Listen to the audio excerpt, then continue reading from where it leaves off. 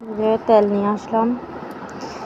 ওর পাটা একদম ঘুম থেকে ওঠার পর থেকে ফুলে গেছে, কি হয়েছে বুঝতেছি না, একদম হাঁটতে পারতেছে না। এখানে দেখো তো, একটু দেখাই। বেচারার মুখ কালো। এখন আমি এটা দিয়ে পা ম্যাসাজ করব।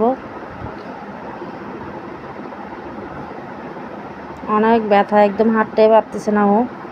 তাও শুক্র শনি বন্ধ বিদায় কালকে থেকে আবার অফিসে চলে যাইতে হবে। কিভাবে যাবে কে জানে। এই মেয়ের অবস্থা, এই যে মেয়ের অবস্থা দেখেন, সবাই দেখেন আমার মেয়ের অবস্থা। দুষ্ট হয়ে গেছে একদম।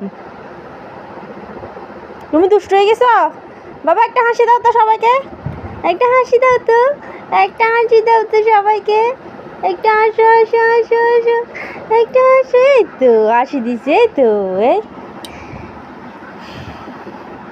আমি যদি ওর জায়গায় থাকতাম কান্না করে দিতাম। আমার একটা গুণ আছে, কি জানেন?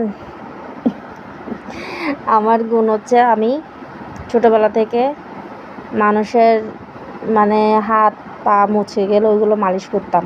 সবাই আমার কাছে আসতো, আমি আবার দাবি দাবা করতাম না, যার যেরকম খুশি টাকা দিয়ে যেত। আমি যদি ওর জায়গায় থাকতাম কান্না করে দিতাম। আসলে ছেলেরা অতি সহজে কান্না করে না, মেয়েরাই সহজে কান্না করে দেয় না। হ্যাঁ,